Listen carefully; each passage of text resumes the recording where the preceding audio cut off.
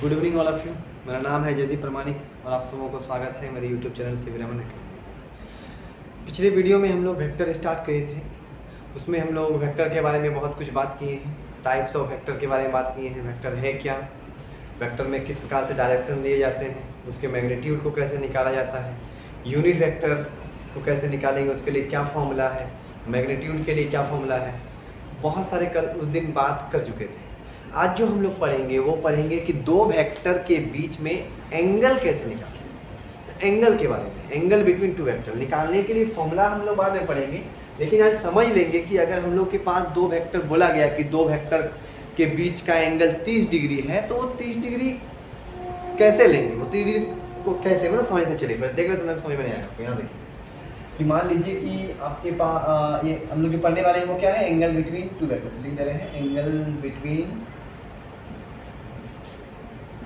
Two vectors बहुत important topic है ये, सब जानना बहुत जरूरी है। माइनर मिस्टेक करते हैं बच्चे, इसको ध्यान से रखोगे कि एंगल जो हम लोग दो वेक्टर के बीच लेते हैं वो कैसे लेते हैं, है ना, कौन सा वाला एंगल हम लोग लेते हैं। जैसे ये एक वेक्टर है मान लीजिए ए और एक वेक्टर है मान लीजिए बी, तो जो हम एंगल लेंगे ए और बी, एक बी के बीच में, ये वाला लेंगे या फिर ऐसे लेंगे, ऐसे। ये मान लीजिए ए है और ये मान लीजिए बी है, तो ये वाला एंगल लेंगे, है ना। कौन सा एंगल लेंगे, ये वाला होगा, ये वाला होगा, क्या होगा, कौन सा ये एंगल लेना सही है, ये लेना सही है। ये किताबों में ये रहता है कि दो वेक्टर के बीच में एंगल है 30 डिग्री 60 डिग्री, कौन सा वाला है ये कौन सा सही है कौन सा गलत, सब जानेंगे। इसके ऊपर विचार करते हैं। सबसे पहले इसको समझने के लिए यहाँ देखिए, थोड़ा हम इसको अच्छे से समझाते हैं। एंगल बिटवीन टू वेक्टर, है ना। तो मान लीजिए कि आपके पास एक वेक्टर है ऐसे, ए वेक्टर, ठीक है। वेक्टर क्या होता है, जिसके पास मैग्नीट्यूड एज वेल एज उसके पास एक फिक्स्ड डायरेक्शन होती है, ठीक है। यहाँ पे देखो, अगर ये वेक्टर है तो स्टार्टिंग यहाँ से होता है, वो इस पॉइंट को हम क्या बोलते हैं, उसका इनिशियल पॉइंट, और इसको क्या बोलते हैं, उसको फाइनल पॉइंट, जहाँ पे वो खत्म हुआ। जहाँ से वो स्टार्टिंग होता है उसको वेक्टर का टेल भी बोला जाता है, टेल, पुंज, है ना। और जहाँ पे वो खत्म होता है हम उसको उसका हेड बोल सकते हैं, उसको हेड बोलते हैं।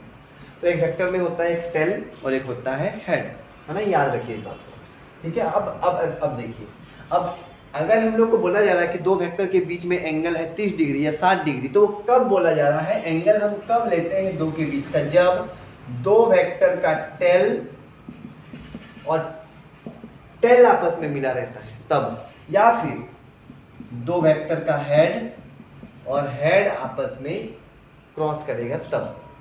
हम एंगल तब नहीं लेंगे या फिर एंगल तब नहीं लिया जाता है जब क्या हो जाए, टेल और हेड मिले या फिर हेड और टेल मिले। एंगल कब निकालते हैं, जब टेल और टेल मिले दो वेक्टर का, या फिर हेड और हेड मिले दो वेक्टर का। बोलने का मतलब कि यहाँ पे मान लीजिए कि दो वेक्टर है आपके पास, एक है आपके पास ए और एक है आपके पास बी।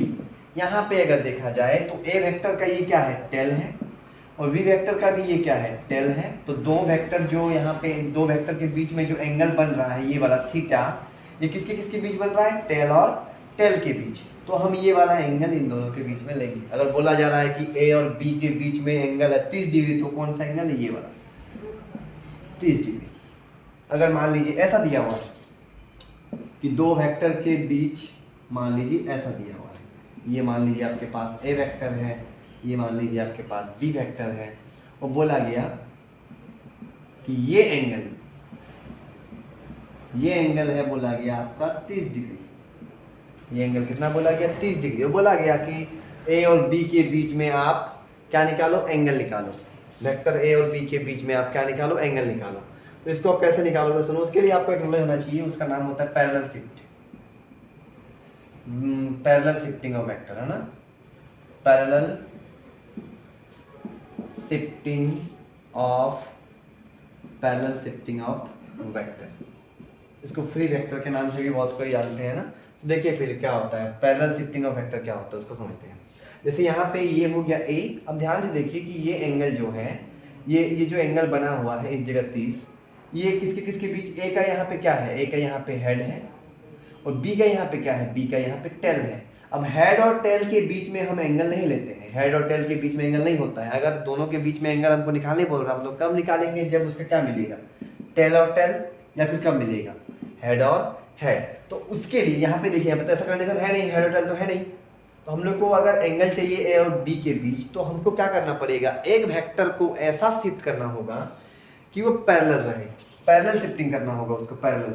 जैसे मान लीजिए ये वेक्टर यहाँ पे बी, सही है, अब ये वेक्टर यहाँ पे इस जगह है, इसको हम जैसे है वो उसी को ऐसे ही घसकाते जाएंगे और शिफ्ट करेंगे, इसको बोलते हैं पैरेलल शिफ्टिंग। मतलब अगर ये बी है तो इसको हम यहाँ पर भी लिख सकते हैं ऐसे,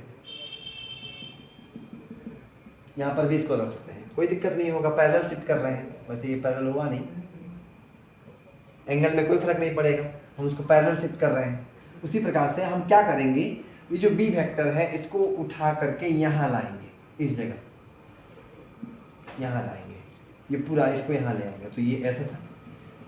अब देखिए ये बी वेक्टर जो है इसके साथ कितना एंगल बना, 30, तो यहाँ पर भी कितना बनेगा, 30 बनेगा, है ना। ये कौन सा वेक्टर है आपका, ये आपका ए हो गया, ये कौन सा है आपका, ये आपका बी हो गया।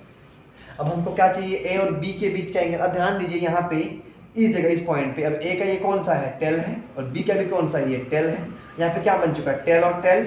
अब जो इन दोनों के बीच में एंगल होगा वो हमको लेना है, मतलब ये वाला, ये एंगल लेना। तो ये कितना होगा बोलिए, तो पूरा अगर 90 और ये अगर 30, तो ये कितना होगा, 90 - 30, 90 - थीटा, पूरा 90 है, और ये कितना है 30 है, तो ये कितना होगा 60 आएगा, तब ना 30 और 60 मिला कितना आएगा 90। मतलब ए और बी के बीच में यहाँ पे एंगल कितना है, 60 डिग्री का। याद रखिए एंगल हम लोग इस प्रकार से निकालते हैं, दो वेक्टर के बीच का एंगल कभी नहीं ले जाता किसके किस कंडीशन पे, जब उसका क्या मिला रहता है, टेल और हेड, या फिर हेड और हेड। अगर इसका ऐसा कंडीशन रहे तो हम उसमें क्या करेंगे, वेक्टर को पैरेलल शिफ्ट करेंगे, पैरेलल। जैसे ये यहाँ पे है, इसको पैरेलल उठा करके यहाँ, हाँ इसको ऐसे भी शिफ्ट कर सकते थे, वो भी देख लीजिए, यहाँ मिटा रहे हैं, ये ऐसे था ना, और ये ऐसे था। ये कौन सा वेक्टर था आपका ए, और ये कौन सा वेक्टर था बी, और कौन सा एंगल दिया गया हम लोग को, ये वाला कितना दिया गया, 30 दिया गया, 30 दिया गया, ठीक है। अब हम इसको बी को यहाँ से यहाँ उठा कर लाए थे ना, अब हम इसको क्या कर सकते, ए को भी तो यहाँ से यहाँ लेके आ सकते, किसका करके, शिफ्ट करके। शिफ्ट क्या करना, पैरेलल शिफ्ट। पैरेलल का मतलब यहाँ देखिए, पैरेलल हम दो को पैरेलल कब बोलते हैं, मान लीजिए ये आपका ए वेक्टर है और ये आपका बी वेक्टर है, ये दोनों आपस में पैरेलल है। पैरेलल क्यों है, क्योंकि इन दोनों के बीच में जो एंगल बना हुआ है वो कितना का है, 0 डिग्री। ध्यान से देखिए, दोनों के बीच में कुछ एंगल है, कुछ नहीं, दोनों एक ही दिशा में जा रहा है, ए भी इधर बी भी इधर, दोनों के बीच में कोई कोण नहीं बना, कितना बना है 0 डिग्री। मतलब पैरेलल तब होगा जब 0 होगा, ध्यान से देखिए। अब बी यहाँ पे है, हम इसको उठा करके पैरेलल लाए हैं, पैरेलली लाए हैं इसको यहाँ पे, तो इसके ये वाला बी और ये वाला बी, इन दोनों के बीच में एंगल कितना होगा, 0। ये वाला बी और ये वाला बी। अब ध्यान से देखिए, ये ए है आपका, अब ए को क्या कैसा शिफ्ट करना है, क्योंकि यहाँ पे क्या मिला हुआ है, यहाँ अब इससे पहला वाला में किसको शिफ्ट किए थे, बी को, अब करेंगे ए को। दोनों तरीके से आप कर सकते हो, बी से भी, ए से भी। यहाँ पे देखो, अब बी से कर चुके हैं, अब ए को पैरेलल शिफ्ट करना। पैरेलल शिफ्ट के मतलब शिफ्टिंग के बाद भी उसके बीच का एंगल कितना होना चाहिए, 0 होना चाहिए। अब अगर ये ए है, अब अगर हम इसको उठा करके यहाँ ऐसे था ना, ये इसको उठा करके ऐसे ला के यहाँ रख देंगे, मतलब ऐसे यहाँ रख दिया जाए मान लो, और ये कौन सा वेक्टर रख दिए हम, ए वेक्टर। देखो ये और ये ए, क्या दोनों के बीच में कुछ भी अभी एंगल बना हुआ है, ये भी इधर जा रहा था और ये भी सेम, दोनों सेम डायरेक्शन में जा रहा है। मतलब यहाँ पे थीटा कितना है, 0 का, अगर थीटा 0 है तो ये दोनों आपस में क्या था, पैरेलल। तो हम पैरेलल शिफ्ट किए हैं। अब अगर पैरेलल शिफ्ट किया तो यार देखो, ये आपका बन चुका ए वाला, ए का ये कौन सा पॉइंट है, टेल है, और बी का भी ये कौन सा है, अभी टेल है। अभी ये इसको मिटा दीजिए, टेल है, नहीं में मिटा हुआ तो वो कॉमन सेंस है उतना कि वो वाला है। अब टेल और टेल मिल चुका है तो हम एंगल निकाल सकते हैं, मतलब ये वाला एंगल। अब बताओ ये 30 है तो ये 60, देखो दोनों कंडीशन में सेम आया, यहाँ पर भी आपका 60 आया था और यहाँ पर देखो कितना आया, 60 आया। दो वेक्टर के बीच का एंगल ऐसे निकाला जाता है ना।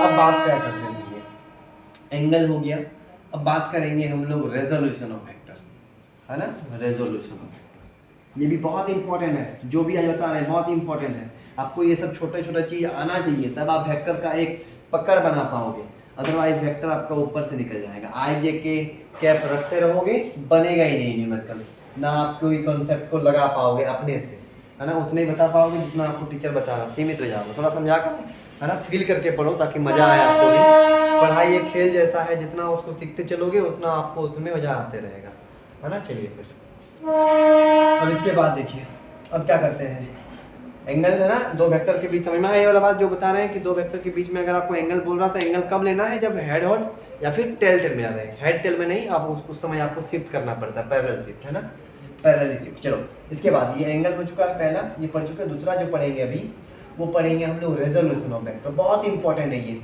इसके बिना तो न्यूमेरिकल्स बहुत अधूरा है आप लोगों का, है ना। रेजोल्यूशन ऑफ वेक्टर,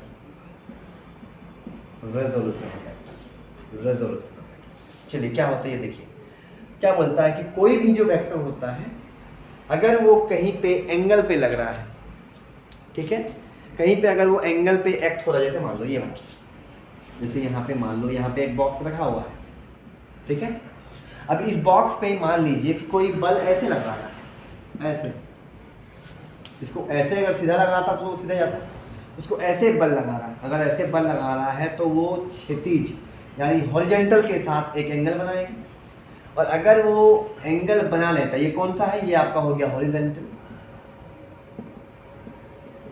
और इधर क्या लगा है, ये बल लगा है, मान लो कुछ एंगल पे बल लगा है ना, F vector, force F vector, ये कुछ एंगल पे बल लगा है, तो बल लगने पे वो हॉरिजॉन्टल के साथ कुछ ना कुछ एंगल बनाए। ये अगर हॉरिजॉन्टल है तो ये क्या होगा इसका, ये हो जाएगा इसका वर्टिकल, ये इसका हो जाएगा वर्टिकल।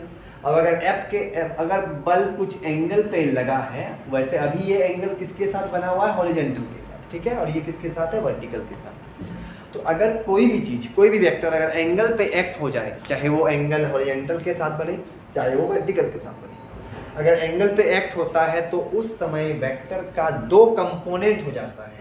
क्या हो जाता है उस समय वेक्टर का, उस समय वेक्टर का दो कंपोनेंट हो जाता है, टू कंपोनेंट हो जाता है, दो कंपोनेंट हो जाते हैं, मतलब वो वेक्टर दो कंपोनेंट में बढ़ जाता है। बोलने का मतलब ये है कि ये जो F है, ये जो बल लग रहा है, ये बल कुछ एंगल पे लग रहा है, अगर वो एंगल पे लग रहा है तो उसका प्रभाव कुछ हॉरिजॉन्टल पे भी होगा और उसका प्रभाव कुछ वर्टिकल पे भी होगा। मतलब F का मान कुछ हॉरिजॉन्टल पे भी आएगा और वर्टिकल पे भी आएगा। तो आपसे यही सवाल पूछता है कि अगर मान लो कि इधर एक बल लगा है 10 न्यूटन का, कितना न्यूटन का, 10 न्यूटन का, और वो जो एंगल बना लिया हॉरिजॉन्टल के साथ, वो बोल दिया कि वो 30 डिग्री है, तो बताओ कि अगर यहाँ पे बल लगा है 10 न्यूटन का, तो बल का मान हॉरिजॉन्टल पे कितना है, या फिर ऐसा बोलेगा बल का मान वर्टिकल पे कितना है। तो उस समय हम लोग को ये यूज करना पड़ता है, बहुत इंपॉर्टेंट टॉपिक है। वहाँ देख लो पहले क्या होगा कि ये 10 है, मान लो अभी पकड़ रहते हैं कि 10 है और यहाँ पे एंगल बना हुआ 30 डिग्री,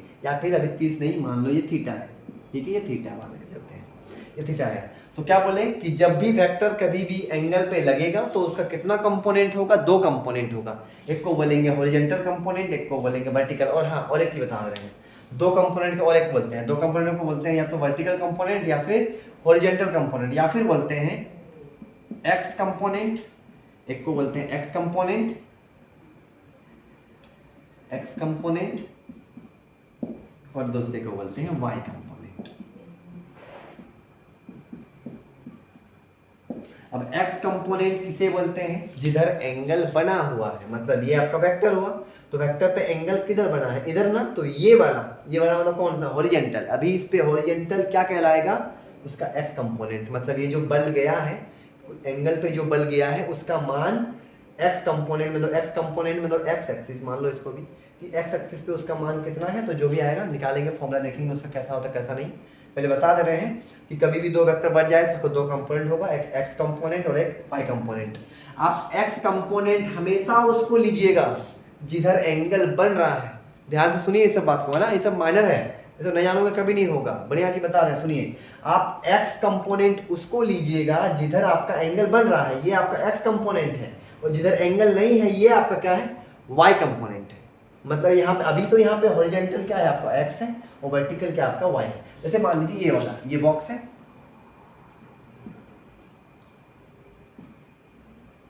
ये बॉक्स है मान लीजिए,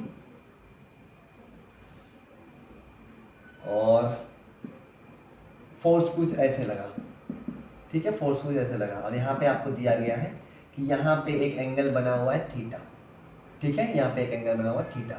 तो आप इसका दो कंपोनेंट होगा, एक वर्टिकल और एक हॉरिजॉन्टल, आप दे दिए इसे, वर्टिकल हॉरिजॉन्टल दे दिए। अब जिधर थीटा बना हुआ है, थीटा इधर है ना, थीटा इधर है, तो ये वाला अब हो जाएगा आपका एक्स कंपोनेंट, ये आपका क्या होगा, एक्स कंपोनेंट, और ये क्या कहलाएगा, अब इसका अगर आपका एंगल है नहीं तो ये कहलाएगा आपका वाई कंपोनेंट। ये क्या कहलाएगा आपका वाई कंपोनेंट, है ना। तो कोई भी वेक्टर जब एंगल पे लगता है तो उसका प्रभाव दोनों तरफ होता है, वर्टिकल पे भी और हॉरिजॉन्टल पे भी। मतलब हम एक्स कंपोनेंट निकालना होगा हमको और एक बार निकालना पड़ेगा वाई कंपोनेंट की। इस पर जिधर एंगल बना है उधर क्या पर इफेक्ट है और जिधर नहीं बना है एंगल उधर क्या इफेक्ट है।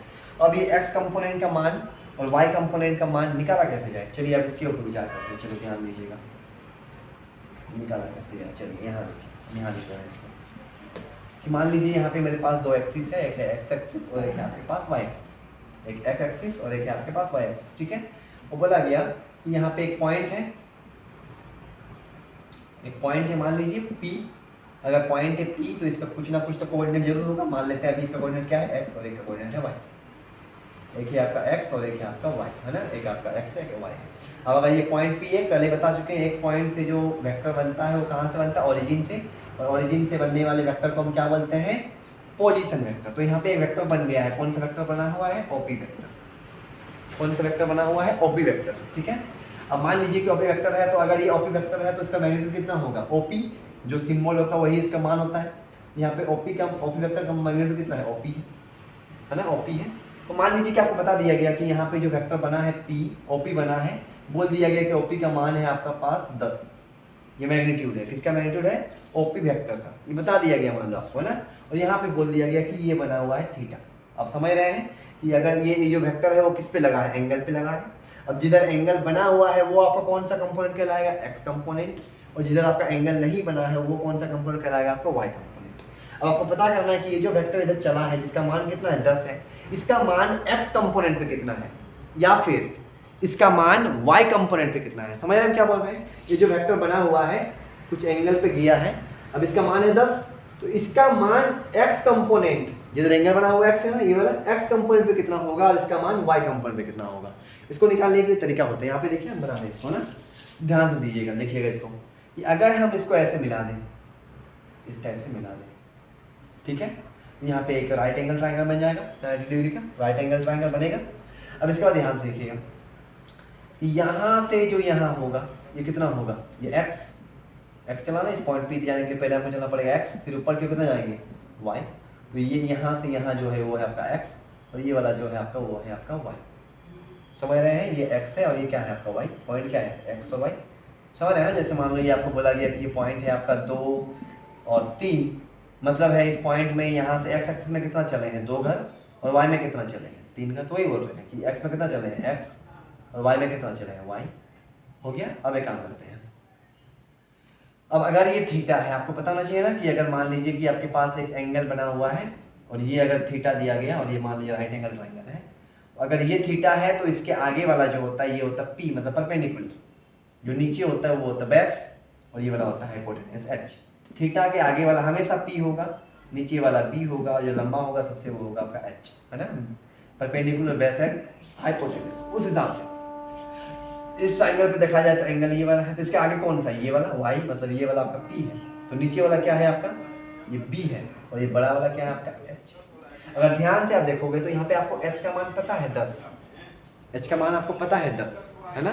मतलब आपको पास जो वेक्टर दिया गया है ओपी वेक्टर, उसका आपको मैग्नीट्यूड पता है वो कितना है 10 है, ठीक है। तो अब देखिए H आपको पता है, आपको निकालना क्या है, एक बार x का मान और एक बार y का मान। किसका मान, एक बार x का मान और एक बार y का मान।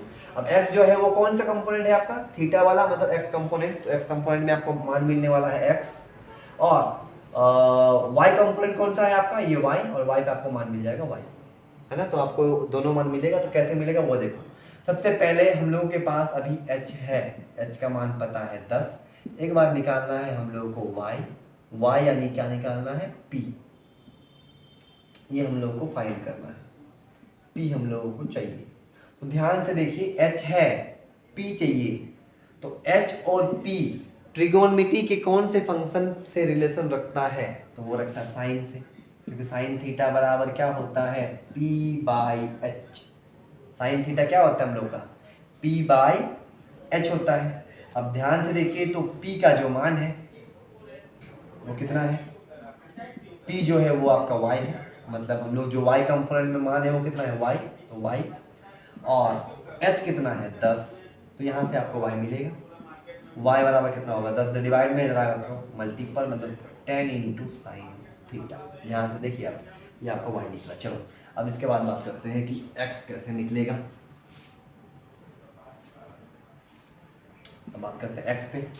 तो x, ये वाला x क्या आपका b है, और हम लोग के पास क्या दिया हुआ है, h दिया हुआ है। तो h अभी मेरे पास दिया हुआ है और हम लोग को b चाहिए, ठीक है।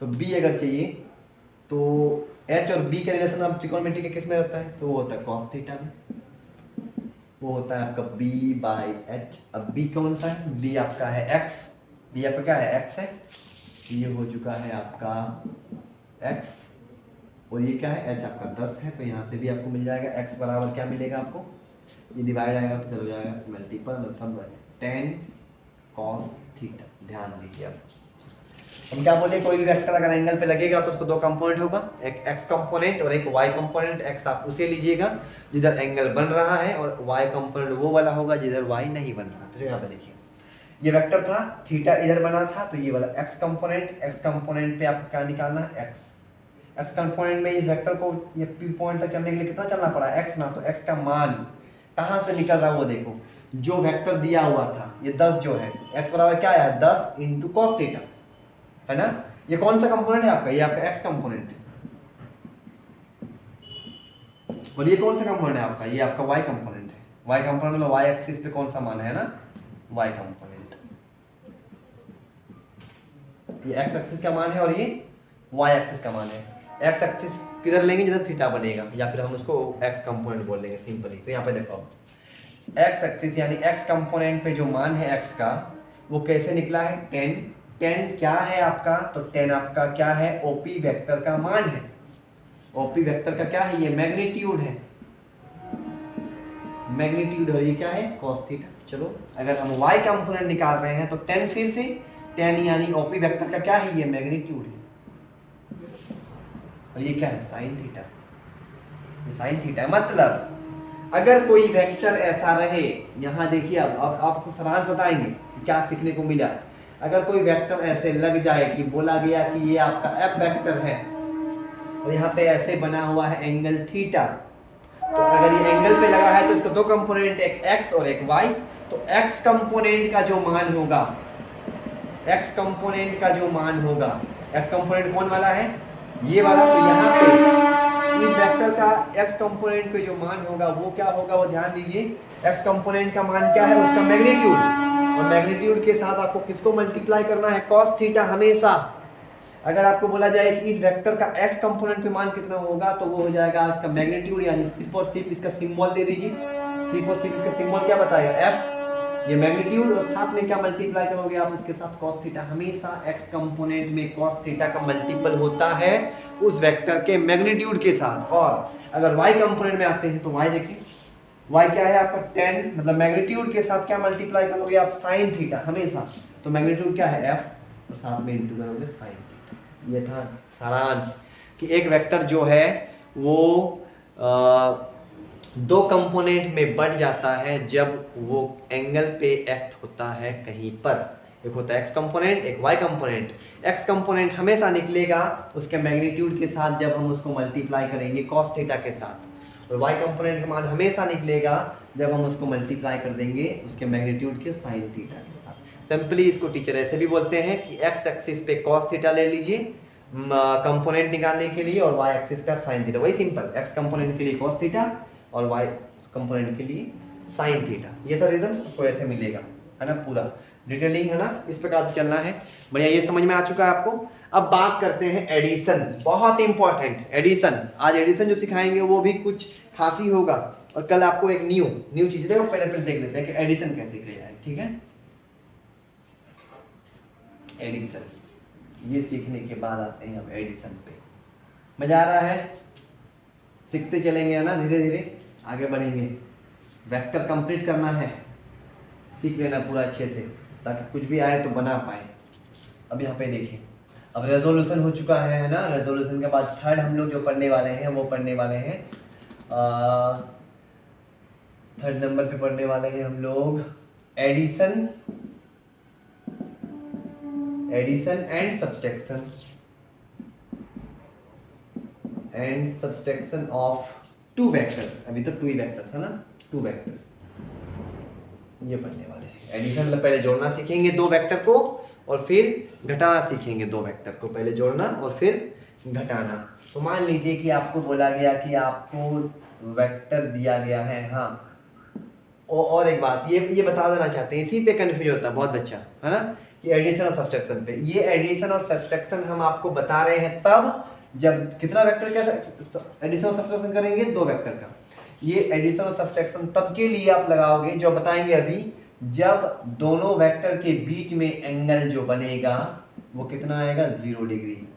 मतलब पैरेलल, जब दो वेक्टर आपस में पैरेलल हो जाए, जब उसके बीच का एंगल कितना हो जाए, 0, तब आप ये फॉर्मूला लगाओगे, ये ट्रिक लगाओगे उसको एडिशन करने के लिए। हम दिखा रहे हैं कि मान लीजिए कि आपके पास एक वेक्टर है, मान लीजिए i j k, और एक वेक्टर है मान लीजिए 2i 2j और 2k। तो आपको बोला गया कि अब फाइंड करो, अब फाइंड करो बोलता है, फाइंड करिए कि a vector plus b vector, ये फाइंड करने बोला गया आपको। और ये तो एडिशन है, दो वेक्टर का प्लस है मतलब क्या है, ये एडिशन है। और दूसरा नंबर पे आपको बोला गया कि आप इसको सब्ट्रैक्शन भी निकाल लीजिए, ए और बी का सब्ट्रैक्शन, मतलब आपको माइनस करने बोल रहा है, एक बार ए और बी को जोड़ने और एक बार ए और बी को जो घटाने बोल रहा है, ठीक है।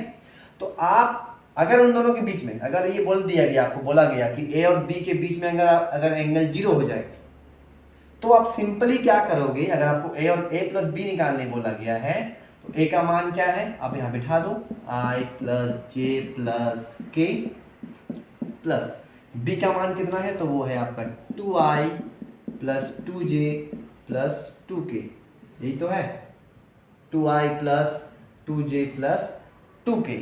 अगर आपको ऐसे बोला गया, क्या बोला गया कि उन लोगों के बीच में एंगल कितना है, 0 है, तब आप सिंपली ऐड कर लो i को i के साथ, j को j के साथ और k को k के साथ। तो ये कितना आएगा, अगर आप सिंपली इसको ऐड करोगे तो ये आ जाएगा आपको 1i, यहाँ पे कितना है, 1 i, यहाँ पे 2 i, मतलब 3i, प्लस कितना आएगा j और 2j 3j, प्लस 1 k और 2 k 3k। तो ये जो दो वेक्टर था जिसके बीच में एंगल 0 है, उन दोनों को एडिशन करने पे आपको आएगा 3i plus 3j plus 3k। और अगर आप सब्सट्रैक्ट करोगे, अगर उसके बीच का एंगल सब्सट्रैक्ट में 0 है, मान लीजिए सब्सट्रैक्ट करने बोला है, दोनों के बीच का एंगल कितना 0 है, और आपको बोला है कि दोनों के बीच में आप घटा के निकालो, तो घटाओगे कैसे, सिंपली वैसे ही i को i के साथ, j को j के साथ और k को k के साथ। मतलब आप सबसे पहले यहाँ पे आप बिठा लोगे, दोनों का मान बिठा लीजिए, a का मान है आपका ये वाला, ये तो यही वाला है, माइनस दीजिएगा आप सब्ट्रैक्ट करने के लिए, फिर 2i plus 2j plus 2k। अब ध्यान से देखिए यहाँ पे कितना है, 1i, एक तो i है, और कितना घटाने बोल रहा है, 2 i को, तो 1i से अब जब 2 घटा दोगे तो यहाँ बचेगा -i, फिर एक j है और एक 2 जो घटाने बोल रहा है ना, या फिर हाँ वैसे ही सिंपल, या फिर आप ब्रैकेट जैसे खोल दोगे, मान लो ब्रैकेट आप खोल दे रहे हैं, यहाँ पे ब्रैकेट खोल दोगे तो ये माइनस, ये ब्रैकेट था ना पहले, ये खुल गया तो ये माइनस, ये भी हो जाएगा माइनस और ये भी हो जाएगा माइनस। अब कर लीजिए आप, ये इससे इसको घटा दोगे, i को i से घटाओ, यहाँ पे आपको मिलेगा -i, j को j से घटाओ तो मिल जाएगा आपको -j, और k को k से घटाओगे तो आपको मिलेगा -k, है ना। ये सब 1 1 पे है, सब 2 2 पे है, तो ये हो जाएगा आपका सब्ट्रैक्शन। तो अब दो वेक्टर को बहुत सिंपली जोड़ भी सकते हैं, घटा भी सकते हैं, जब उन दोनों के बीच का एंगल कितना रहे, 0। ये किस कंडीशन पे बात की है, 0 पे। क्या हमेशा आप दो वेक्टर का जोड़ दोगे, तो नहीं। मान लीजिए कि बोला गया दो वेक्टर है, एक वेक्टर है मान लीजिए बोला गया a, है ना, वही वाला वेक्टर, यही वाला a वेक्टर है, क्या दिया गया, i j और k, और बोला गया एक वेक्टर है b, और वो है आपका बोला गया 2i, या फिर यही वाला वेक्टर मान लीजिए 2j और 2k। सिंपली बोला गया, मान लीजिए, मानने के लिए बोल रहे हैं हम ना, वैसे डेटा कुछ अलग अलग हो सकता है, हम मानने के लिए बोल, दोनों यही वाला है, मान लीजिए a और b। बोला गया इन दोनों के बीच में एंगल है 30, अब 0 नहीं है, क्या बोला, दोनों के बीच में एंगल कितना 30 है, और बोला गया फाइंड करो a प्लस बी, क्या निकालो a प्लस बी। अगर उस समय हम i को i से, j को j से और k को k से जोड़ देंगे तो कितना आएगा, वही वाला जो पहले आया है, 3i 3j और 3k, वही ना, 1i 2i 3i, यही 3j और k से 3k, और ये जैसे कर देंगे कितना आएगा। जब दो वेक्टर के बीच में कुछ एंगल बने तो हम उसको डायरेक्टली ऐसे नहीं जोड़ पाएंगे, i को i के साथ, j को j के साथ, k को k के साथ, या घटा भी नहीं पाएंगे।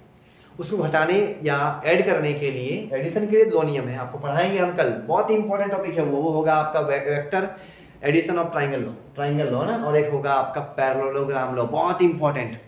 आप 11th में भी इसका यूज करोगे, 12th में भी यूज करोगे, कंप्यूटेशन में भी, सब जगह, हर जगह। तो आज इतने पढ़ते हैं कि वेक्टर को सिंपली ऐसे जोड़ा जाएगा, है ना, और कल पढ़ेंगे कि एंगल अगर बीच में आ जाए तो उसको कैसे जोड़ें या कैसे घटाएं। ठीक है, आज इतना ही पढ़ेंगे, कल नेक्स्ट वीडियो पे मिलते हैं। ठीक है, नेक्स्ट वीडियो अल्टरनेट वीडियो छोड़ेंगे। ठीक है, एक दिन बाद का। ठीक है, चलिए फिर, ठीक है, मिलते हैं।